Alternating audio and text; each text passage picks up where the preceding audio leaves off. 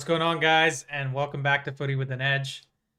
Ruben Amorim is in big trouble. We already watched that game yesterday, and it was a horror show. It was so bad that I forgot to introduce myself.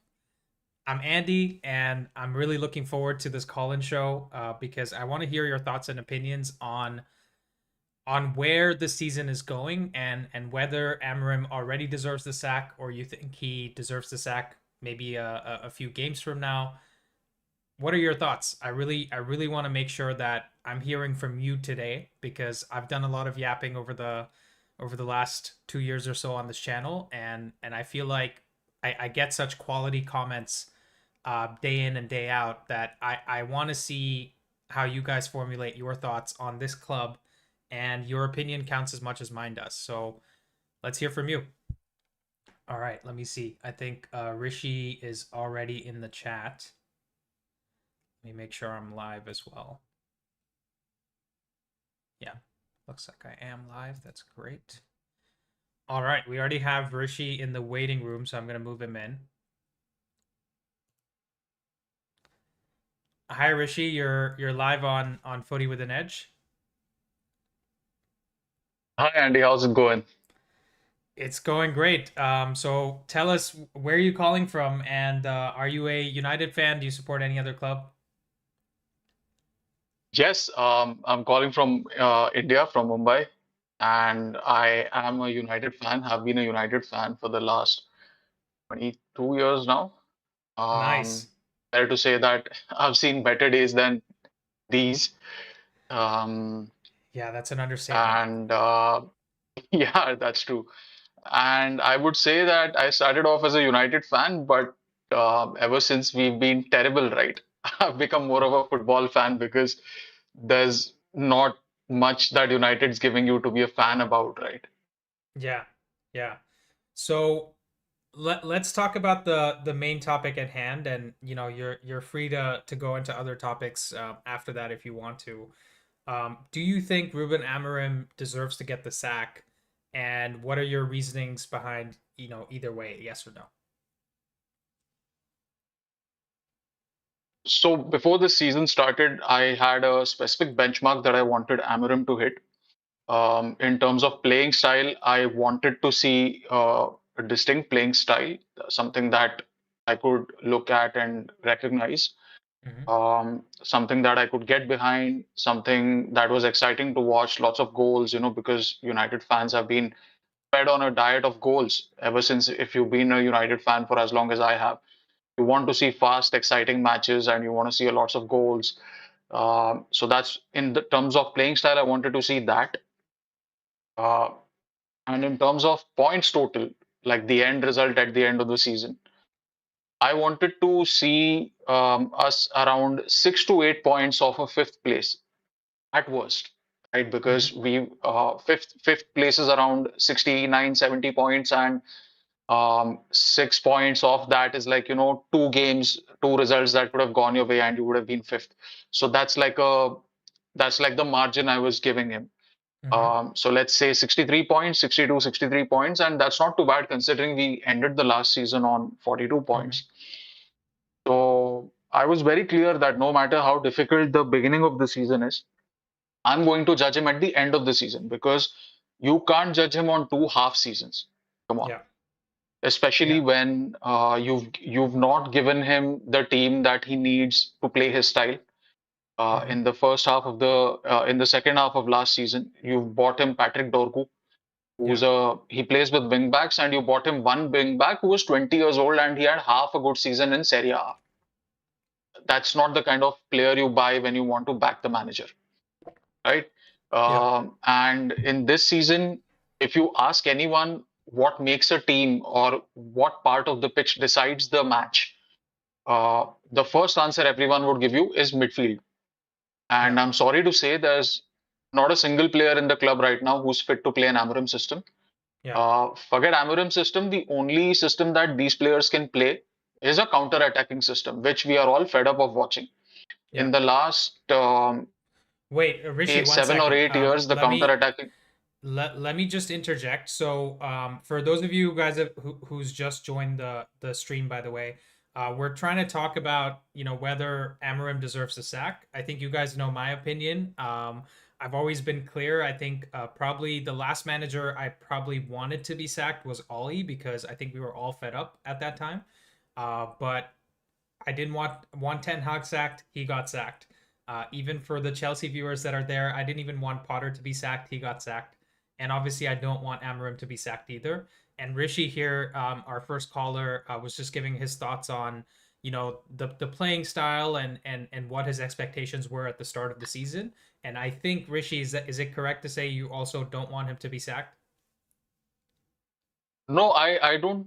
It's not about what I want. Actually, does he deserve to be sacked on the basis of one half Yeah. season and then 4 seasons, 4 games into one season? Mm-hmm. Because everyone knew we had a crazy start to the season.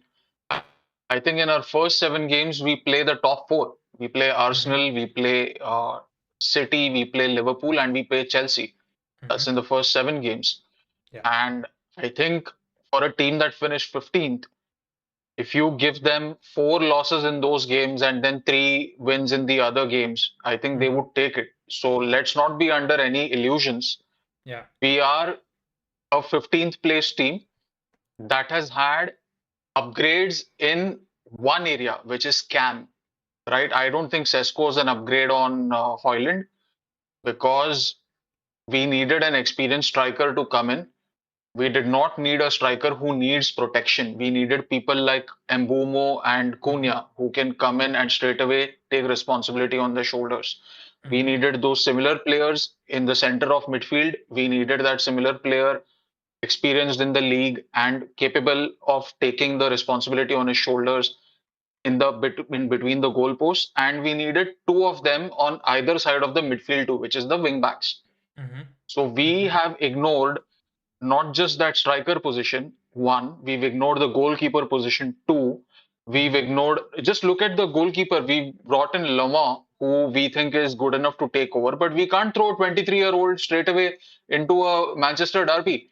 Whereas Yeah. Donnarumma has trained maybe half a week with City. He came in on transfer deadline day, then he went on to the Yeah. Yeah. international break. He came back, trained for 3 days, and he's straight away there making important saves. So, So so your point sorry, is that, yeah. Sorry. Go ahead. just to quickly summarize, striker, goalie, two players in midfield, and wing backs on either side. These are 6 positions that needed top players who are willing to come in, or at least experienced players who are willing to come in and do a job straight away. We have let the manager down and we've let the fans down in these important 6 areas. So that I think cannot be on Amorim. We should judge him, yes, but we should judge him at the end of this season when he Yeah. has had 38 games to implement his style of play, when he has had enough time to show us what he's about. If he gets to 60 points or 62 points, I think he's safe. And I think he Okay. should be safe because from there on, the next season, you say that, okay, go and show me what you're about, Amorim. Get me that 5th place, get me that 4th place. Got it. Got it. So, yeah, Rishi's just had his thoughts on a whole bunch of issues that are plaguing the club, but essentially his point is that Ruben Amorim hasn't been set up to succeed yet. There's a bunch of issues that are not solvable by him. So it's too early to judge and too early to decide if he should be sacked, right?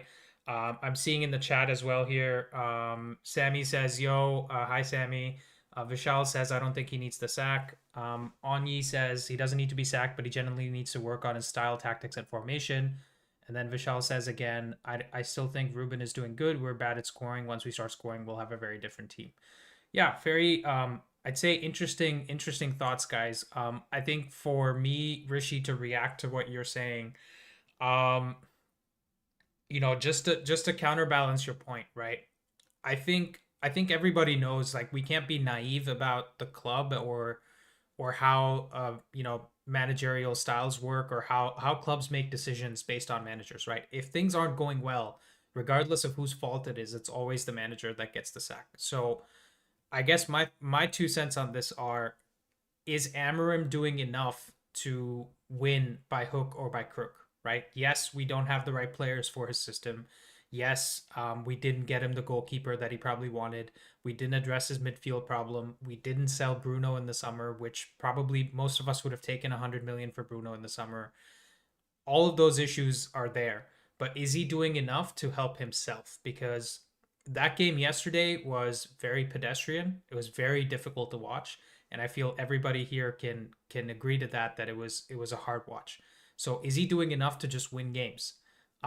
And keep his job till maybe some of his problems can get addressed in the January window or next summer, right? Because right now, you mentioned something interesting. First 7 games, we're playing the top 4 teams. We are 4 games into the season now. He could, potentially lose the next 3 games or get 1 draw and 2 losses. Do you think he even makes it past those 7 games? Is he helping himself?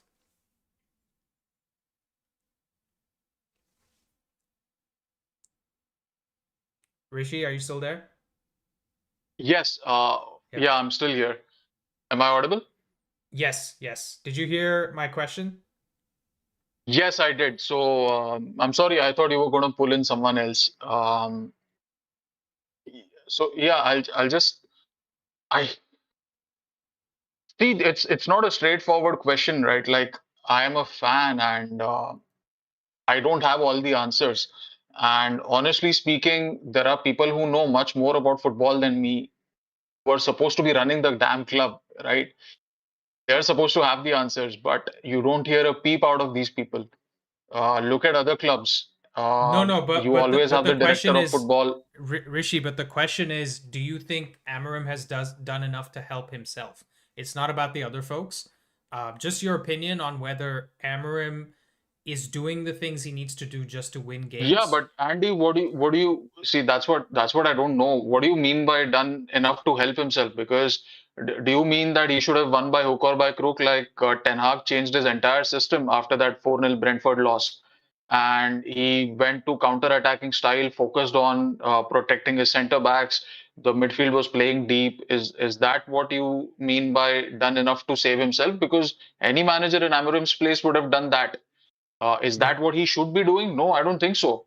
I don't think so because this is the same film that is playing over and over again, and like a tortured audience, we're sitting there in the theater, and it's like Stanley Kubrick's Clockwork Orange, right, where the dude is placed in front of that torture film, and he's got his eyelids shut. He's got his eyelids pried open, and he has no option to get up. He's tied to the seat because we are mm, fans. We have to sit there. We have no other option. We are seeing the same horror film over and over again. I think Amorim said something which he said 2 things. First thing he said was after the Grimsby game, he said, I think the players have been loud and clear. They've spoken about what they want, right? Which means, in my interpretation, it is that he's trying to enforce a style of play and they're not willing to buy into that. They are not executing the plays that he wants them to. They're not fighting with the hunger and desire that he wants them to show, right? They've reverted back to the same lazy, panicked display that takes over us every time we are put under a little bit of pressure. He said yeah. that after the Grimsby game. And Hmm. yesterday, after the Derby loss, he said that um, people keep asking me about the system, but it's very clear to me. I'm not going to change the system. If you want to change the system, you have to change the man. So Yeah, I think we are right back in that old cycle of managers not finding purchase from the players, players giving up, and then after some time, the manager is under the cosh because the results are not coming. Of yeah. course, in Amarim's case, you have a history of going back to last season. So coming back to the original question, has he done enough to get the results to stay in the job? My question is, why should the manager keep proving that he deserves to be in the job? Because the Um, manager was signed because he showed that he deserves to be in the job, right? yeah, yeah. My So point is let he me has a let me let me give a counterpoint, right, Rishi? I think your I understand the point you're making, right? We need to hold somebody else accountable. It's time for us to stop blaming the manager and start changing things behind the scenes so we actually equip the manager to do the job that he was signed to do, right? My point is absolutely. we have signed Mbumo, we have signed Cunha, we've signed Sheshko. Dorgu's only been here for half a season. Ahmad has only really been getting into the team, let's say, since Amorim has been here, and maybe the tail end of Ten Hag. Other than Bruno and Shaw, like there's no starting players that have been here for a long time. I guess you could count Casemiro, but my simple point is the club and the mist around the club is very negative right now. I feel like if you're in that dressing room, everything you see and hear is negative. Everything you see and hear on social media is negative. How do you don't you think we need to get to a place where we win 3 games in a row or we win back-to-back Premier League games?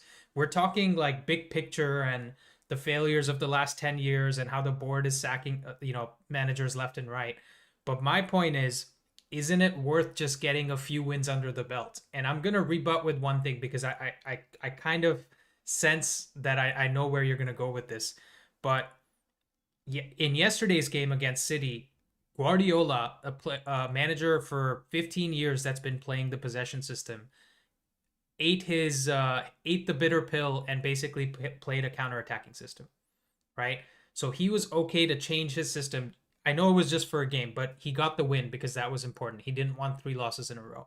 So can Amorim just say, let's just get a few wins under the belt so that everybody feels a little bit more positive about this club?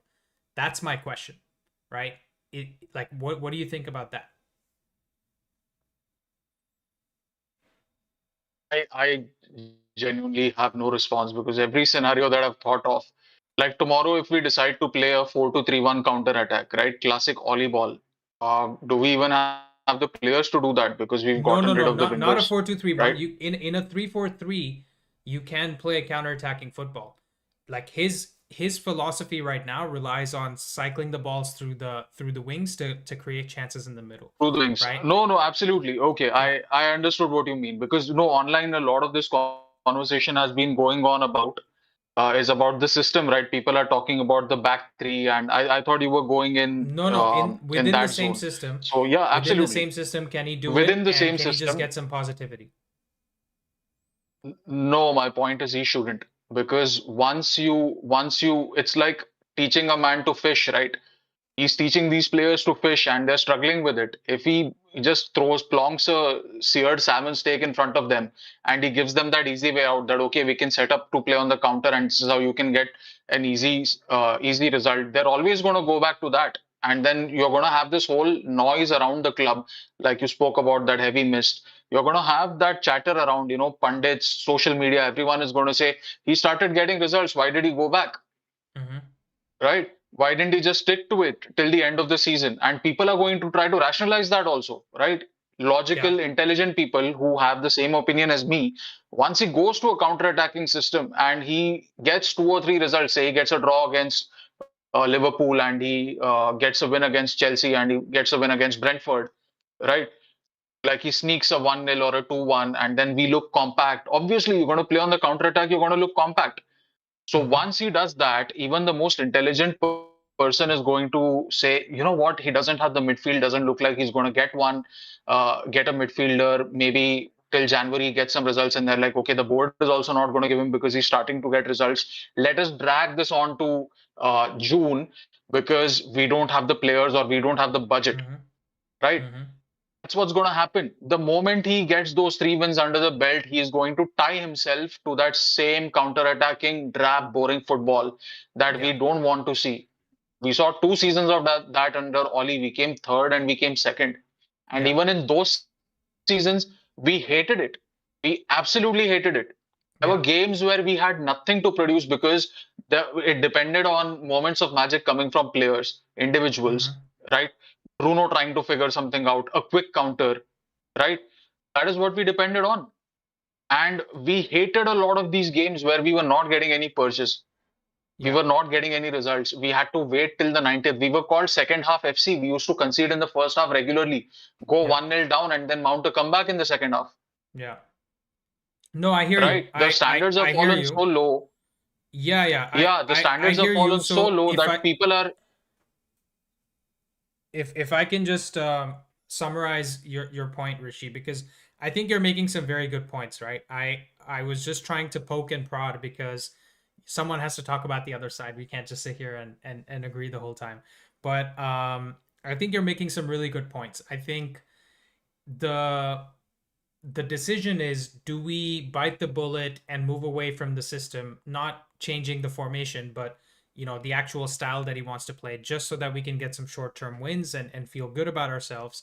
Or do we just do the hard thing and stay with what we want to do and live with the results, right? Those are the two options essentially. And what you're saying is, I would much rather just take the what's it called, take the difficulty, take the difficult period we're going through right now, and deal with what comes later.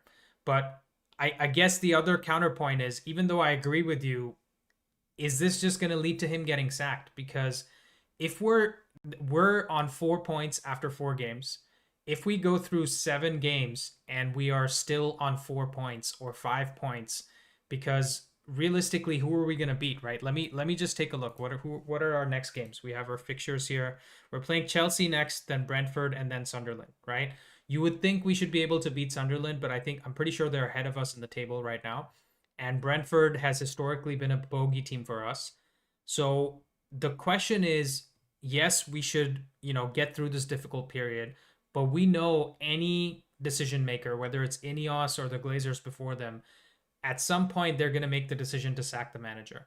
So is that worth it for us to sack another manager this season just so that we can get through this difficult period? Because inevitably that's where this train is going, right? I'm sure you can agree with me that if things keep going the way they are with the same players that we have, and we don't have a transfer window till January, that things are going to keep going the same direction and he's going to get the sack. Would you agree? Yeah, absolutely. I agree with you. And looking at this board, the way they have been going so far, they are a very reactive board. They are not proactive at all. They are not Yeah. decisive. Not a By the way, single Rishi, we decision has have been taken proactive. sorry, we have another caller that's joined the show. Since we've already been going for about 20 minutes, I'm gonna give them a chance to step in. Is that okay? Yeah, absolutely. Yeah, But very cool. quickly, if I could just Yeah. take a few seconds and just continue this, just finish this off, is that I think the board has enough reason to fire him. By reason, I don't mean they're justified in firing him, but if Mm-hmm. he doesn't get a positive result, see, even looking at this fixture list, we have Chelsea, Brentford, Sunderland, Liverpool, Brighton. The only team I'm kind of confident about beating is Sunderland, and that too kind of. It Yeah. might take a 95th minute penalty like it did against Burnley, Yeah. right? Rest all those teams are bogey teams, including Brighton and Brentford. So if the board wants to fire someone, they have all the reasons to fire because they can just point to the 30 games from last season, the 25 games from last season, and Yeah. like the 7 or 8 games from this season. Mm-hmm. So if I were a board that wanted to deflect some responsibility and lift the mood, I have enough reason to fire Amarim, but then fire him and hire who? That's my next Yeah. question. Are you a Yeah. board that's decisive enough and have the vision to hire the next guy who's going to deliver better results than him with the squad that we have? Yeah, Yeah. that's all. That's all I have to say in the matter. Yeah. Yeah, cool. Thank you so much for your time, Rishi. Great call, and I appreciate you being the first one on the board. You're feel free to wait in the waiting room because we're gonna extend this call today, and I can pull you back in once the next caller is done if nobody else is there. But really appreciate your thoughts, and looks like from the chat a lot of people are agreeing with what you're saying. So let's get the next guy in. Thanks, Andy. Yeah, thanks, Andy. Thanks. Appreciate it. Yeah. See ya. All right. Thank you guys so much for getting in the chat. I will call some of you guys out.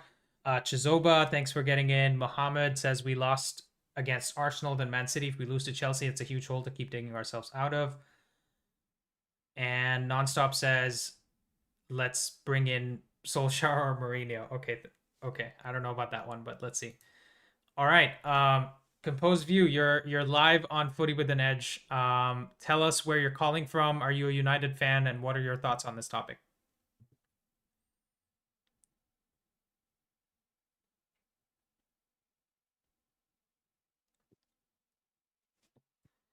I can't hear you if you're trying to speak.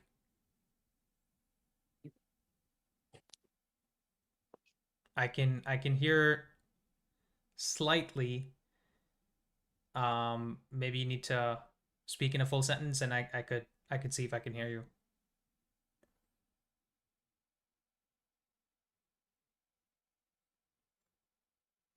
Okay, looks like he's having Hello? some audio issues. Oh, hey, how are you? Yo, I'm fine. Can you hear me? Yes, I can hear you. Can you hear me? Yes, I can hear you. I'm actually calling in with my phone.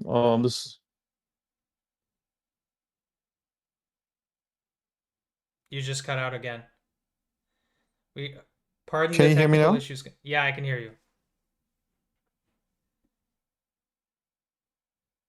Hello?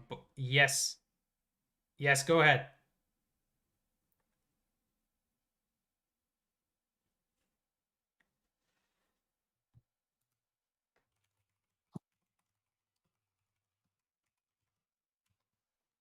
Um, hey, looks like you're only getting in two words at a time.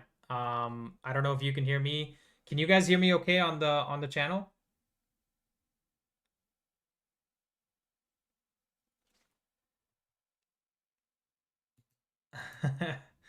If Hello? someone else yeah, hey, I can hear you two words at a time. I'm not sure what the issue is. Oh, okay.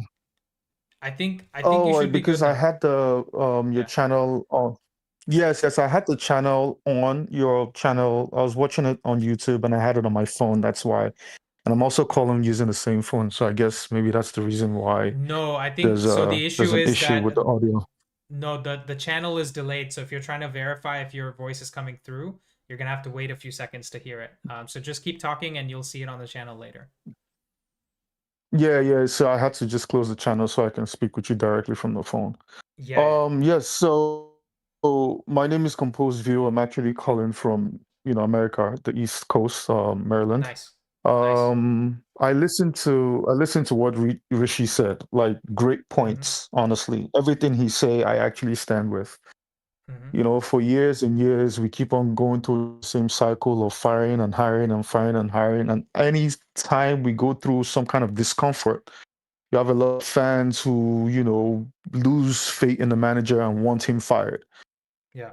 There's been issues with this club for years, right? And for what I do know about life, right, it takes so much more to build than it does to actually destroy. Mm-hmm. So there's no way on earth we're ever going to get a quick fix. Yeah. I understand, yes, we've not actually won consistently and we haven't won 2 or 3 games in a row. I Mm-hmm. get it. But this team doesn't even know how to compete. So we Yeah. have to learn how to compete first of all. This Mm-hmm. team doesn't even know how to win ugly. I'm talking about like ugly wins. The Yeah. team doesn't even know that. So we have to learn how to win ugly first. We have to learn how to compete before learning Mm-hmm. how to challenge. So the whole idea of, oh, we need to challenge or we need to win right now is should not even be something we need to be worried about. Mm-hmm. We have to learn how to Mm-hmm. play well first, consistently for 90 minutes. And this team doesn't even know that yet. Mm-hmm. And I understand the point of, last season, how many losses we incurred. Mm-hmm. Mm-hmm. However, though, last season was a write-off. Right from when Amorim came in, he Yeah. stated that, look, I didn't want to come in at this point in time. I wanted to come in at the beginning of the season. However, the board has given me the leeway. Okay, fine. Last season was a write-off. So we cannot count last season at all. Yeah. Not only did he not have his players, it was difficult for him to actually embed his style and his methods in the team. Yeah. Not to talk about the politics that the board had to go through and all the cleanup mess they had to go through, cleaning up, I guess, the management team, the director of football, and all that. Mm-hmm. So, so basically, this is his first season. Yeah. Now we've played what, 5 games? I Yeah. watched the It's Arsenal game. We four played games in the very, league and we Grimsby. played Yes. Yeah. exactly, and we played. I watched the first game with Arsenal versus Arsenal rather. We Mm-hmm. played very well. We just didn't score. We couldn't Mm-hmm. score because we don't have a striker, right? But we Mm-hmm. played very, very well. We dominated, if we're really being honest. We should Yeah. have, but we didn't. Okay, it's a new team. Secondly, we played Fulham. We played for a few minutes until old habits kicked in again. And as you know, old habits die hard, right? Yeah. We played against Burnley, right? The Grimsby game, the way I look at the Grimsby game, we had a lot of inexperienced players there, especially the kid at the back, Fredrickson or whatever it is. Yeah. And also Tyler we had a Fredrickson. bad, we had a bad goalkeeper at the time, right? Yeah. So by the time he brought in Mbuemo, I made a few changes. We equaled, but went to penalties, and of course we had bad goalkeeper, so he could even save like easy penalties. Okay, Yeah. no problem. The game against Burnley, we played very well as well. But again, old habits. Mm-hmm. Even against Man City, in spurts, we played exceptionally well. You can clearly see his methods being implemented in the team. You can clearly see the players trying to do what he wants them to do. Unlike during Ten Hag's period, when, again, he had to switch his so called philosophy, right, Mm-hmm. to accommodate the players he had on hand, Mm-hmm. right? But how did that end up? It ended up with him not only failing, but failing miserably. Yeah. We can't expect this manager to do the same thing. Yeah. We can't keep So expecting managers to leave their philosophies and then play according to the players that they have. And I understand the point you made according to when you said, "Oh, Pep had to switch to a counter attacking system to play us." Yes, because Pep can afford to do that. mm-hmm. Because he already knows, first of all, Pep is going through a retooling. Like he's basically retooling this team. The team he had Yeah, it's last a year and the rebuild. It's previous a years is not rebuild. the same thing. Yeah, it's Yeah. a rebuild, Yeah. right? And he's going through that. So yes, I can understand. Okay, you want Amorim to actually switch and win a few games. Okay, but according to what the previous caller Rishi said, if he switches and he plays according to the players that they have and they start winning, and they might lose, right? This is not like a one-off because once he Mm-hmm. wins one game, right? Everybody wants him to play that. And those players have shown in the past that they're not even good enough to play that style consistently. Because that's Mm-hmm. the same style that the previous manager tried switching to. And it failed miserably. So they might win one or two games. But once they fail, then what does he do? Does he go back to his previous philosophy or continue with that same philosophy? Yeah. That's just him shooting himself in the foot. Yeah. It's just foolish for him to do that. Yeah. I No, think the best thing he you make some great points, right? I want to add on to something that Composed Viewers just said, and something in addition to Rishi's points earlier as well. If you actually take it game by game, right? We lost the Arsenal game because Bayern Deer made a mistake, so that's an individual error that cost us the game. We drew against Fulham because Bruno missed a penalty, right? And we should have probably been 3-0 up in the first half. Cunha hit the bar as well. And even, by the way, even against Arsenal, I believe Dorgu hit the post with a shot, right? So there were things that could have gone, like small margins that could have gone in our direction, but that didn't go our way. And against Grimsby, obviously, we had Onana just throwing balls into his own net. Against Burnley as well, we dominated them. We should have been up 3-0 in the first half. We didn't take our chances. Ahmad misses the open goal from a Mbumo cutback. And so you could argue that this whole thing that we're discussing in terms of does Amorim needs to give the team more confidence by trying to win games and, playing on the counterattack, the team has done this to themselves. The players have made individual errors. The players have missed chances. And that's why we find ourselves in this position.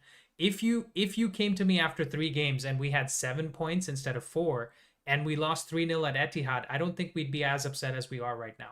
So to add on to everything that Composed has said and also Rishi said earlier, I think we have shot ourselves in the foot, and it's not really on Amorim for Ahmad to miss that shot or for our goalkeepers to be shit, right?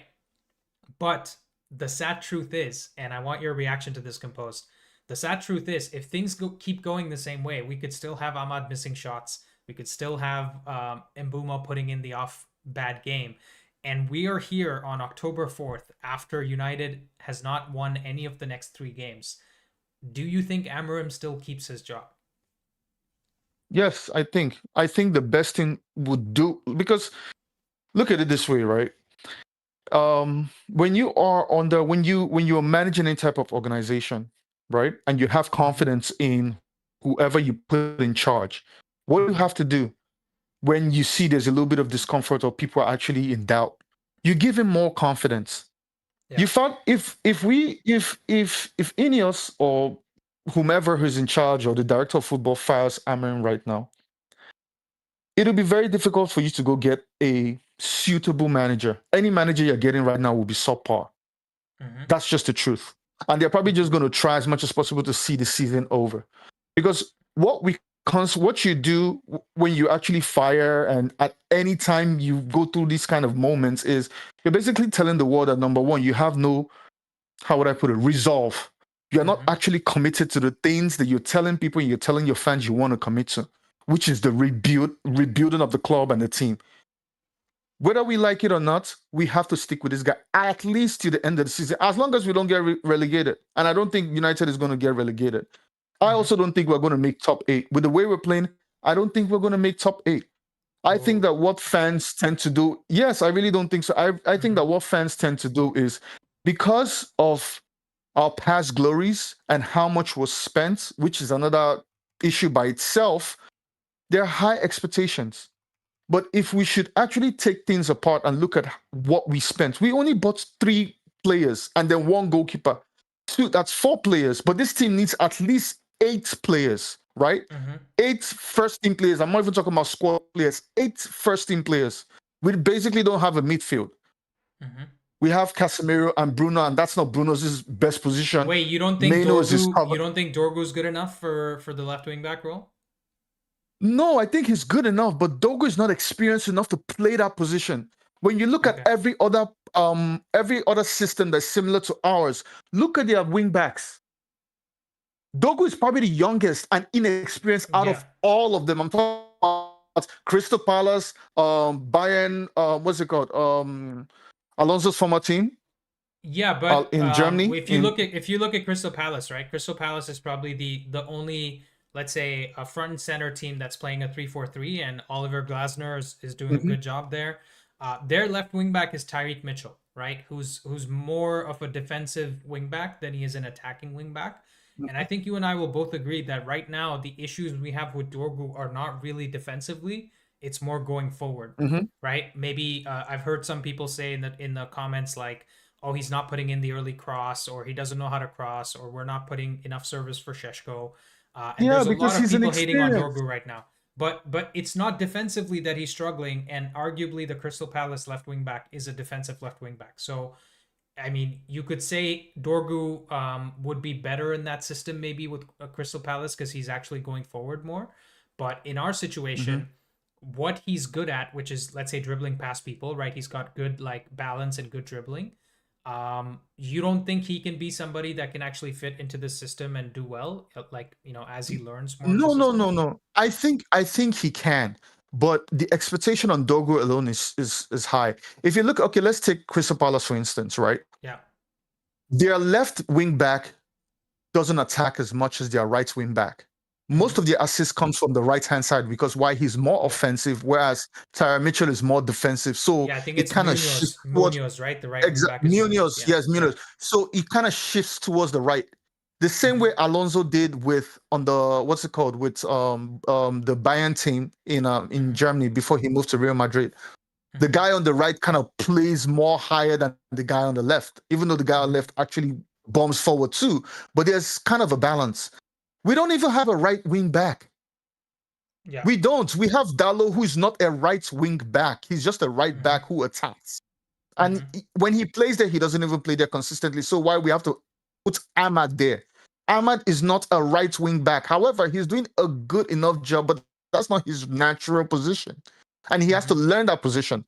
Dogo is not a natural left wing back. He's just a left back who has been pushed into that position. And he's learning that position. And also, he's inexperienced. Dogo is like, what, 18?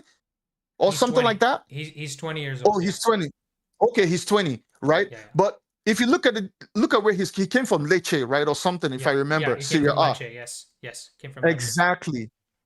The Italian league is not one of the best leagues nowadays. It's good enough, don't get me wrong, and they're coming up, but it's really, you can't compare Lecce. He wasn't playing for a top team or like an Inter Milan to even begin with. It was Lecce, for Christ's sake. So the guy is actually learning and he's doing a decent enough job. The last game against Man City, he had the most touches in the opposing box. So I'm not worried about him. I just know he makes some mistakes, but I understand that okay, he's going to learn. So when I hear fans go on him, I'm like, that's quite unfair. Yeah, Do I you agree understand what with I mean? you. I agree The with team you. is I so. think If you look at the team, sorry, yeah, I didn't mean to interrupt. If you look at the team yeah, is not balanced at all. Even our defense is not balanced. Luke Shaw is the left back playing as a left-sided defensive midfielder. The reason why he plays there because he doesn't have the energy or how would I say stamina to actually play that left wing back because he's probably going to get injured. So he's been accommodated in that position at least until Martinez comes back. So our defense is shaky. We don't have a goalkeeper except they just brought in Sene Lamens, who hasn't even started and who's also inexperienced in a top league to begin with.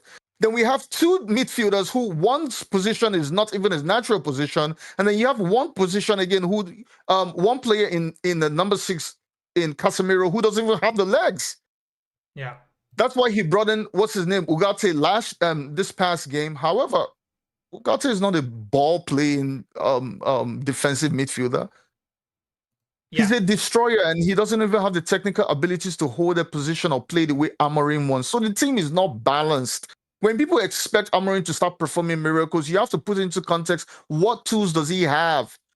He doesn't have the tools yet. He only bought in attackers, and out of all the people that he bought in this year, which were 4, right? You only had 2 playing. And you had Sheshko, who didn't even have any type of what do you call it, preseason to begin with. He's basically started his preseason in games. So when you hear fans and they look at the one player that he brought in that had a preseason and look at how he performed, and that was Mbeumo. Mbeumo played very well. He bought in Cunha for the preseason, and Mbeumo also joined late. Yeah, Mbeumo also joined late. Cunha was the only one, but anyways, Compose. I think you're saying a lot of stuff that everybody's agreeing with, right? I'm looking at the chat, and everyone's on the same page as you. I think if you ask for my 2 cents, right? I think in this team we're really missing 3 positions, right? I know you said we need 8 first-team players, and look, I can get behind that, but in my opinion, where we're really lacking is the right wing back position and the 2 midfield positions. Those 3 positions are sticking out like a sore thumb. Okay, we got a goalkeeper, and maybe Sene Lamens is going to be good for us. But in my opinion, Mazraoui and Dalot, like you said very rightly, are not even attacking enough as right backs. So you can imagine how bad they would be in an attacking sense as right wing backs. You know what I mean? They're not even good enough in an attacking sense as right back. So you're putting him in a whole new position, and I think that's a big problem for us. And in the midfield too, we just don't have the right combination to make it work. Now, in my personal opinion, if Ahmad takes his chances, if Mbeumo is also taking his chances, if Sheshko's getting bedded in well, our midfield doesn't stick out as much, right? Because actually, if you look at Bruno in yesterday's game, what is our biggest problem with Bruno since he signed when Ollie was still here? He keeps giving the ball away. Yesterday, he was dispossessed 0 times. Yesterday, he was dispossessed 0 times, and he took care of the ball. He didn't play those Hollywood passes, right? And people will not notice that or pay attention to that because there's so much negativity with the club right now. But I still do think is there a better midfielder out there that can be better than Bruno in that position? Absolutely. Is he the biggest problem in our team right now playing in that position? I don't think so, because there's so many other mistakes that are happening that are exposing more of his flaws, right? Even under Ten Hag, if you remember, Casemiro used to get exposed, right? Because he had to cover like half the pitch, right? If you have one player who's 30, 31 years old trying to cover half of the freaking pitch, he's obviously going to do a bad job.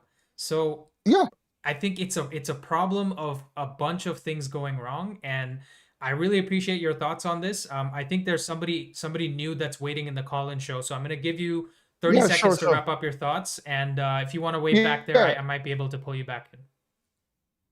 No problem. So you mentioned how Casemiro is being exposed under Ten Hag, but that's the same system a lot of people want us to go back to. So that's even an issue in itself to begin. That's an issue in itself. And according to what Amorim, he did mention about Kobe Mainoo learning that position or fighting for that position with Bruno. Why? Because I believe, and I might be wrong here, I believe he wants to phase Bruno out and make Maino get into that position. Because he would be the ideal midfielder and then a sitting midfielder to like dictate and whatever. And that's, if you remember, we actually went in for a midfielder who went to, I think, AC Milan, Jashari or whatever his name. He would have been an ideal midfielder for one of those positions. But he decided to go to a different club, and you can't blame whatever. The reason why, because Manchester United is not what Manchester United is. Yeah. So we keep on firing managers. We keep on making it difficult for us to even recruit players who would actually want to come. And I'm talking about top players. Top players don't want to come play. The reason why these players came in because they're in the Premier League, and like you said, some of them were actually fans. But if we look at it realistically, top players in Europe do not want to come to Manchester United. Why? Because we're not even consistent in what we're saying in our commitment. That's all I have to say. Yeah. Awesome. Thank you so much, Composed. This is Composed from Maryland, by the way. Any chance you're Nigerian by background? I think I heard some. Yeah. Nice. Very, very nice to meet you. I hope you call in again. We're going to try to do this more regularly because I think you guys have, ball knowledge, man. I'm going to be honest because I appreciate the fact that you guys aren't reactionary, and even like both Rishi and you have had some great thoughts. So thank you so much for calling in. And I'm going to get the next guy in. All right. Great call from Composed. Lots of Nigerian fans that follow United. I don't know if you guys know who KG the comedian is, but I actually started out my journey on his channel, and he's obviously Nigerian as well. So great to see that. Great call. Okay, we have PA1 next. Hey, is it Pavan? Am I getting your name right? Yes, that's right. Hey, how are you, and where are you calling in from? Hi. So I'm calling from Hyderabad, India. Okay.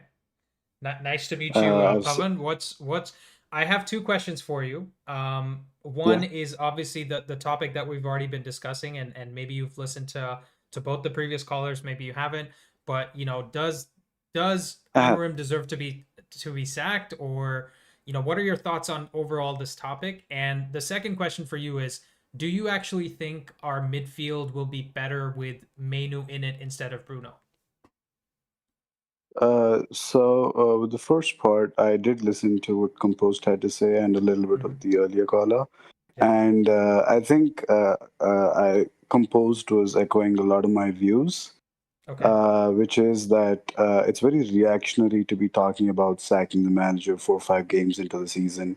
I think he made a really good point in the earlier conversation, which was that you can't really put last season on him because he came in the middle of the season, and we had to sell our attacking players in Rashford or loan Rashford, Anthony, and there was no Sancho. So we were literally playing with 3 less attacking players, and then who'd we get in January to replace that? Dorgo, a 19-year-old untested left wing back from Lecce.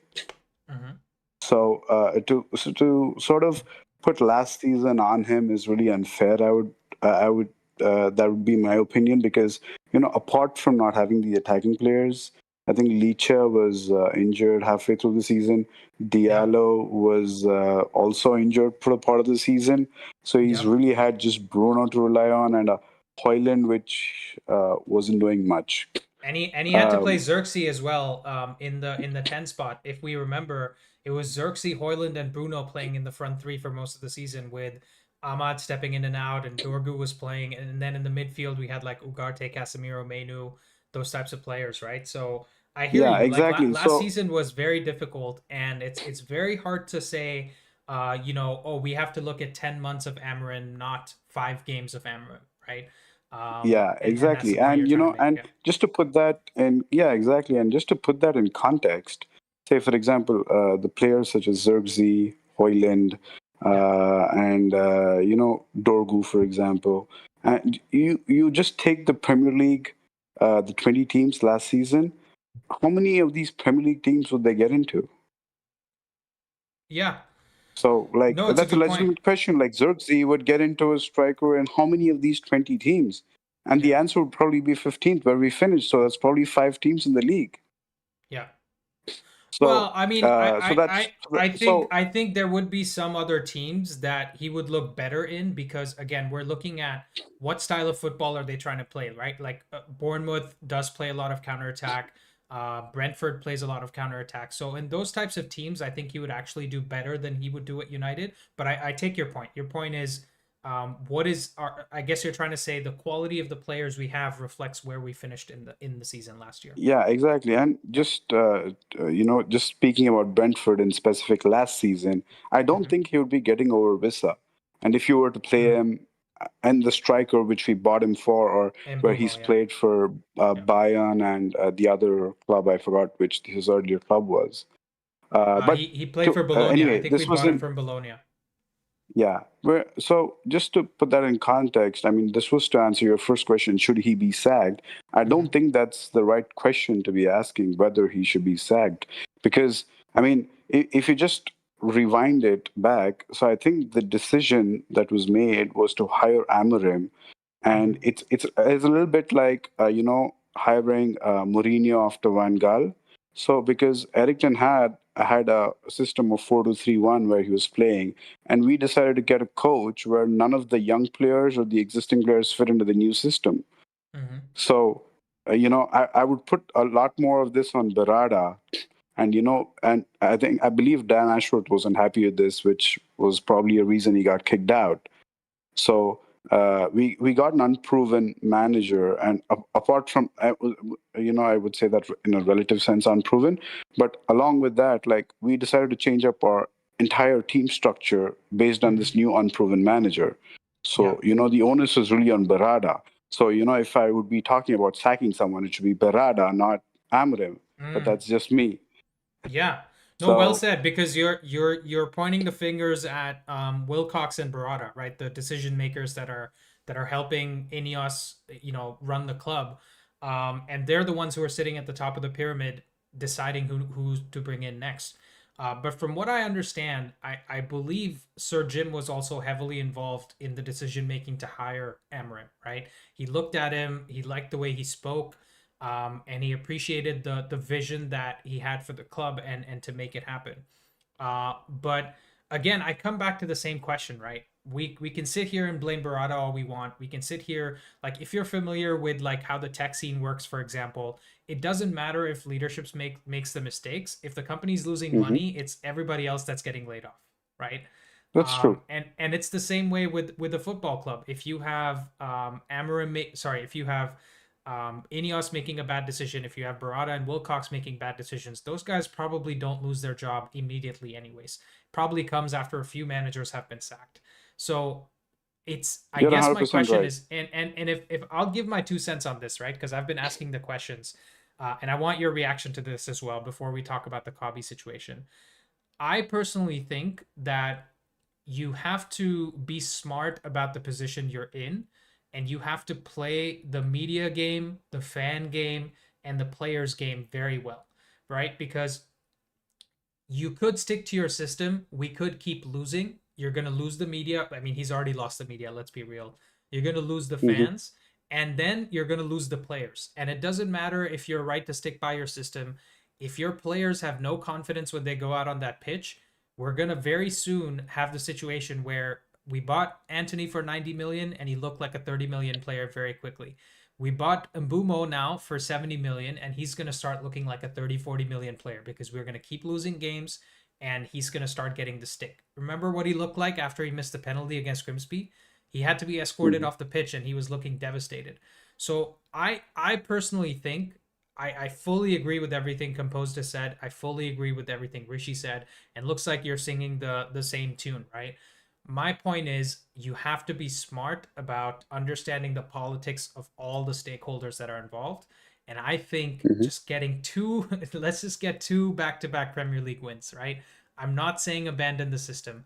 I'm saying let's get some No, confidence in you're these legs. 100% right. Yeah. You're 100% right. It's Amorim's club. I mean, it's Amorim's team, and we need to be judging Amorim on that. So, I was just talking about the context on sacking him, but I don't think that saves him from criticism, because he's made really, really poor decisions. And he's shown a lack of maturity in some of the decision making that he has done. And I'm talking about this season, I'm not talking about last season. So some of the decisions, if you just take into, just put together this season, uh, so one thing is, so after, we all knew, and even Ferdinand in his YouTube channel was saying that, the first 6, 7 fixtures with United were really, really hard. And if we were to falter in this, they would be getting the conversation about Amorim sack. So he should have been aware of that. And for example, the Grimsby game, you know, it could be a fourth tier team. It doesn't matter. But I think he should have fielded a much stronger team. I think he was being naive to think that we would just easily with with a subpar some of the substitutes, because he had no reason to do that because we didn't have a win under our belt. Yeah. So I No, think he was being very naive. Yeah. Even you could even say in yesterday's game, right? In the 60th minute, we're down 2-0. Why are you taking off Euro to play Maguire? Euro, that did Right? not make any sense That didn't make any whatsoever. sense. That He is was our fastest center back on the pitch. Maybe Luke Shaw is tied exactly. with him. And as soon as you bring Maguire on in a big game like this, he just shits the bed and he plays the awful pass, right? Yeah, and To there be was fair, no reason to Ugarte bring him also made on. the mistake. Yeah, there was no reason to bring him on. I think what he was thinking was, let's bring him on now, get him used to the game, and in the last 10 minutes we'll put him up top to get the headers, play him as And the striker. that's pretty silly decision making. Like if if you're going to be sticking with your system or singing the hymn of being sticking with your system full through, and you can be like trying to get in Maguire to score the goal right at the same point of time. Yeah, and well, It he doesn't did really score a make goal any just for sense. the other team. You know, so True, but so even like just to put that in context, like first was that Grimsby game, and the team selection for this game, I was really disappointed with. Yes, it's hindsight. So because City did lose to Tottenham at home, and I thought like we could have gone in with a better team. Like for example, it was the perfect chance to push Bruno to number 10, so to assist Mbumo and provide support up top. And Diallo could be coming off the right where he is really effective. And he's removed Diallo from his like natural attacking position, which is he's coming on. You could say wing back. It doesn't really matter what you're saying, but he's trying to attack the opposing fullback. At the end of the day, that's where his best No, position is, I know which he exactly did what in you're the last saying. 10 minutes. Actually, I know So exactly he what you're moved saying. him. He put him on the left 10 where he was ineffective. He moved. I mean, Bruno was playing in the back, but there's no Cunha. So Mbumo is not really doesn't have any support. And you have Ugarte and Bruno. It doesn't really matter if it's Ugarte and Bruno or Ugarte and Mino. We conceded 3 goals. So I think team selection was I think he was again, it was bad decision making from him, I think, in the City game. I think I'll be honest with you. I know exactly what you're saying about Diallo, because Diallo as a right wing back is actually bad defensively, but what he's good at doing is pressing. Right? If he has to run onto the ball when somebody is trying to control it or somebody takes a loose touch, he's very good at winning the ball high up the pitch. So if you think about Which he did in the first 10 minutes a couple of times, even though he was playing from a different position. He did do it a they few swapped times. positions a few times. So he was playing in Mbumo's position and they were swapping positions. But if you look at the Klopp system, right, in the early Klopp system, even the mid Klopp system, when they were winning the league or close to winning the league, they did that really well. So Ahmad in that system would have worked really well, where they're trying to press as a team, like the front 6 players are just doing man-to-man pressing. But he seems to only do that well from the right wing back position. So that's what I didn't understand. And I said this in my match reaction yesterday. I don't know if you saw it in the tactical breakdown. I said Ahmad either plays as right wing back or he doesn't get into the team. Right? Because I don't think playing him in the 10 role works. For some reason, he can't control the ball. Even last season, even under Ten Hag, his best moments came in sort of, the right wing area, or more of that right wing back area. So we shouldn't be moving him out of there. But my second question for you, Pavan, is: do you actually think having Mainu in the midfield is better? Because my 2 cents on it is that I think Mainu makes the same defensive mistakes that Bruno makes. Let's not kid ourselves and think that Mainu is some great defensive player. I think he's much better on the ball. He's got much better close control and he's more press resistant. But in terms of losing the runners, like Bruno lost Foden yesterday, and Bruno lost Smith Rowe against Fulham, I don't think he's going to catch those runners and be any better than Bruno is. What are your thoughts on that? I 100% agree with you. I don't think Mino gets into our team right now because I don't think, I don't want to use the cliche he fits into the system tag, but I don't think he's good enough to get into the team quite right now. But he was on this day because Cunha was injured. Yeah. And specifically for that reason. And I don't think it's whether the way the media is making it seem like, does Mino get into the team or not? I think it's like, for example, like Foden was playing for City, and I think until from 19 to 23, he was having like 18 to 20 starts a season. Yeah. And that's okay for a young player because Mino is young. Yes, he is overhyped, and because everyone shut their bread when like a United player who's signed, because just the media needs articles, right? Because I remember when Van de Beek wasn't getting into the team, that was like the headlines all over when 100 million Grealish was sitting on the bench and it doesn't make the headline. It's all about selling papers. So I think Mino, I don't think he's good enough to play the entire season. So if he's getting 15 to 20 starts a season in that midfield, I think he's good. I think that's good for his development. So I think he should be in our team, and I think he should be eventually getting into that position with a right partner next to him. But I don't think Mino is the issue. I think the issue is Ugarte or Casemiro. I don't think that position's right. Like I went back to check the goals yesterday. I just had a look at the replay again. Ugarte was like the third goal. I think Shaw did make the mistake of I think he the touch was bad, but he actually left the ball. So Maguire gets it. But Haaland just gets it in between. Yeah, I mean, that was just for a a shit CDM show. to do that, Yeah, that's pretty. And even for the second goal, he was the one who got megged because Mazraoui was actually supposed to go in that position. He was supposed to go behind, but Ugarte jumped the gun and he got megged. And then Haaland was between Shaw and Dillit. But yes, Shaw could have done infinitely better. But Shaw was a shit show too yesterday.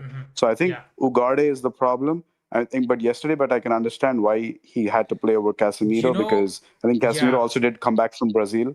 So it was, but that's where we are. Like I don't expect us to go to City and win. You know what the interesting thing is, Pavan. So it sounds like you're on the same page as me a little bit.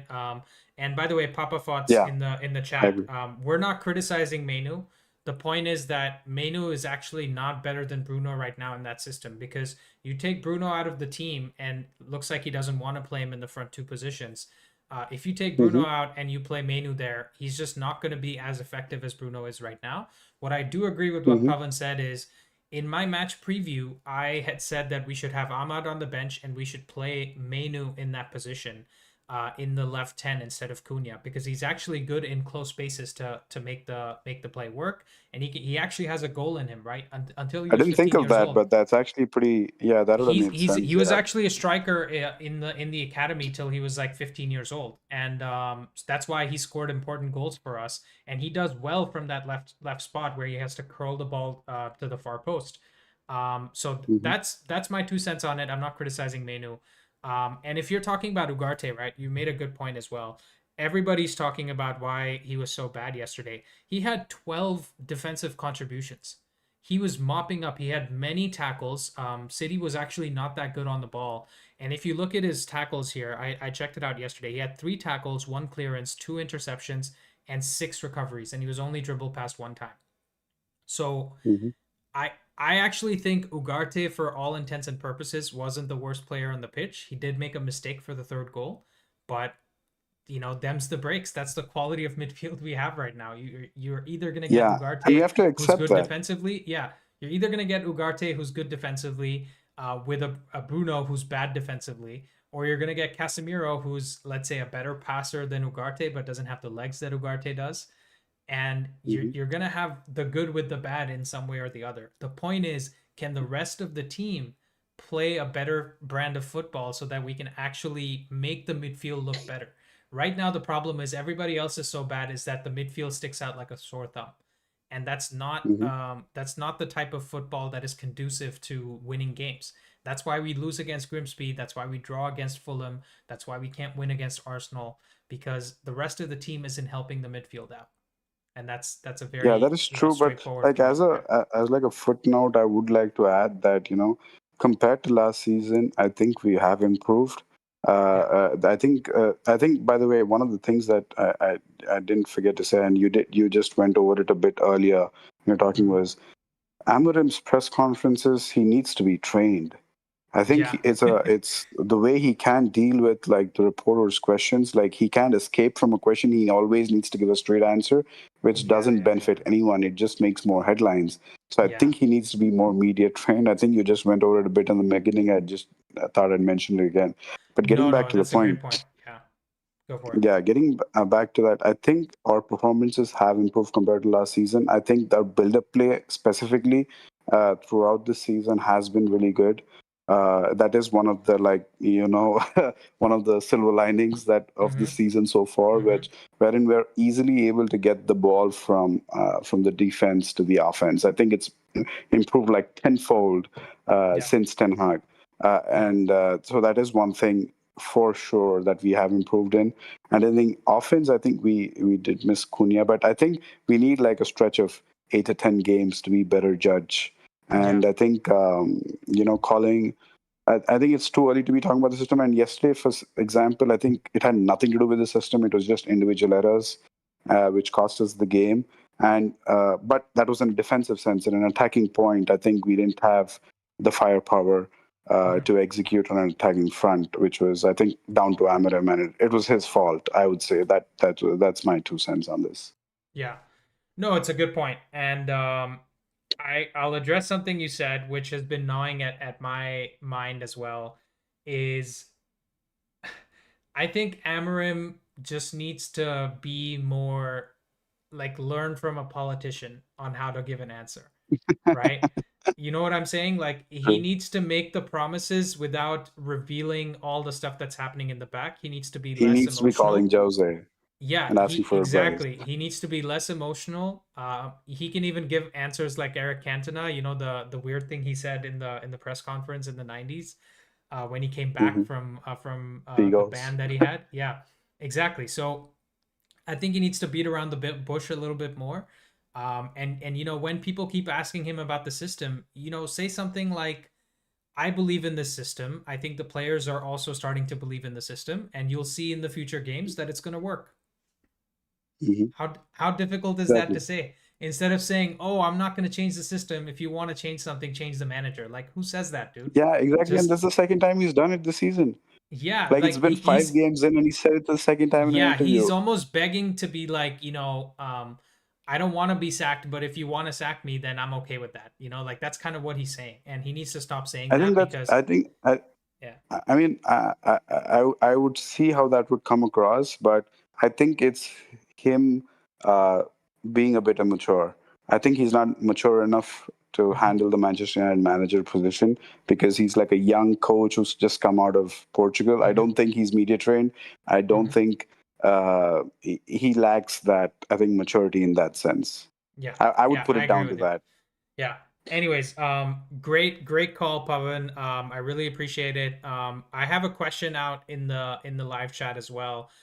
Would you be interested in doing like a daily call-in show? Because obviously this is something brand new on the channel, and I want to gather some interest with it. I think I got some great Mhm. perspective today from all of you guys. Is this something that you'd be down for? I mean, you don't have to call in every day. I understand you have other things to do, but would that be something that would interest you? And we definitely find Yeah, enough that'd topics to talk definitely be about. of interest. And it's good that because I've seen your channel, and I remember the first one of the first videos you put out. Like I never thought about it. I think if I remember correctly, it was like a year and a half ago. I think you had spoken about how about inside forwards, and I think Garnacho, and you were comparing it to the 2000, the Rooney and Ronaldo team. Yeah. If I remember correctly, it's very vague, but I Yeah. did remember being impressed with that insight because I had not thought of that. But Yeah. with like-minded people, because I just go on the red like the sub of Red Devils, the Reddit sub, and it's Yeah. just like a cesspool of idiots.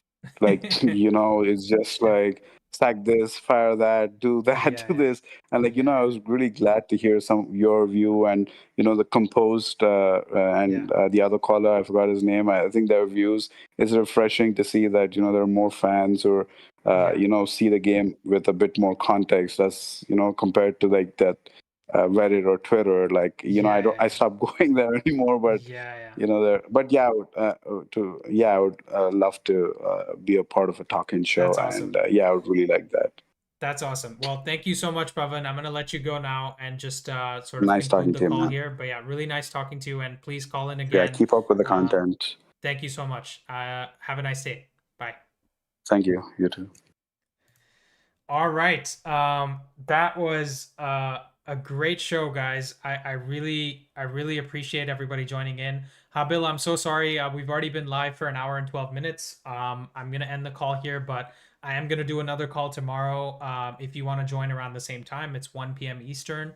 But I just want to wrap it up and say, you know, everybody that's watching right now needs to realize that the media is against us and they are trying to make the fans start calling for Amram to get the sack. So don't get influenced by the media. Everyone loves being reactionary. You go to the United stand, to be fair, Mark Goldbridge isn't calling for managers to be sacked, and he's probably a little bit more calm. But the whole community there, everybody just reacts. You go to United View, all the other channels, all the other fan channels from other clubs as well. They love to see United, be a house on fire. They love seeing our club fail, and they love seeing us suffer in our misery. So don't listen to those guys. You need to watch the game and listen to a lot of what people said today, right? The folks on the channel today, they're all so calm and so measured because they understand what we need to do to make this team a success again. So try to be more like them. Keep tuning into the channel. We're gonna have another call-in show tomorrow. So Habil, I'm so sorry I couldn't get you in today, but please join the same time tomorrow, 1 p.m. Eastern time, and we'll see you there. Thank you so much for joining.